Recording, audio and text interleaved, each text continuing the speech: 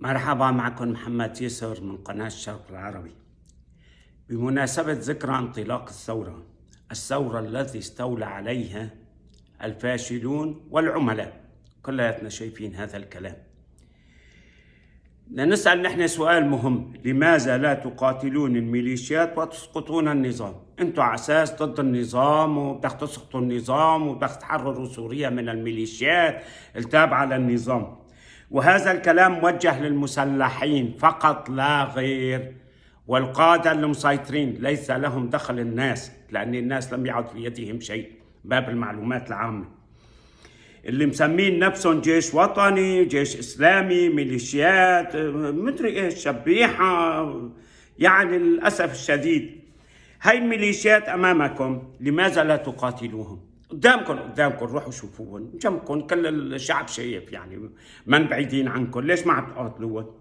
ليش ما عم تروحوا بتسقطوا النظام؟ بس سؤال. سيطرتم على الثورة، صح ولا لا؟ وسلحتم الثورة بحجة ايش؟ الدفاع عن المدنيين. مزبوط ولا كذب؟ تتذكروا يا ناس، الناس تتذكر هذا الكلام. الدفاع عن الشعب.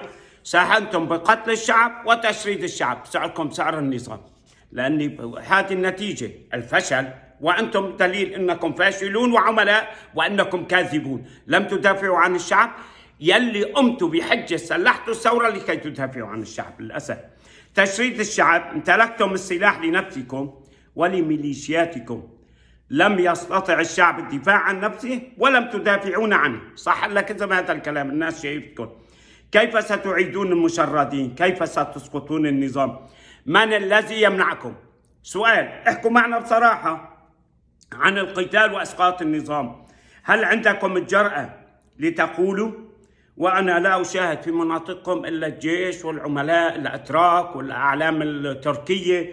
واضح يعني الكلام. هدول جايين إيش يوم محتلين إلا جايين يساعدونا على إسقاط النظام، ولا إيش شغلتهم هدول الأتراك؟ سؤال المحتل التركي. هن اللي عم بيمنعوكم من القتال؟ طلعوا احكوا مع الناس يا أخي، كونوا حدا عنده جرأة من هدول بسموا حالهم قادة واللي بشبهوا علينا باسم الثورة يطلعوا يحكوا. من يمنع الأحرار الفعليين عن القتال وإسقاط النظام؟ هذا النظام التركي اللي هو حليف لإيران وروسيا، وعلاقاته مع النظام لم تنقطع.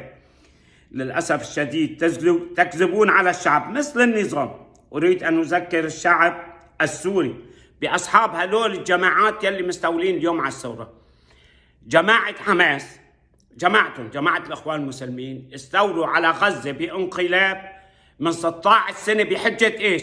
مقاتلة إسرائيل وتحرير فلسطين، ما بعرف إيش. أبشروا بطول العمر، شايفينهم موقعين موقف إطلاق النار مع إسرائيل من 16 سنة. أبشروا بطول العمر سيسقطوا لكم النظام وتعودوا لبيوتكم وكل شيء، إذا ضليتوا عم تسمعوا هالكذابين. تحياتي، كان معكم محمد يسر من قناة الشرق العربي.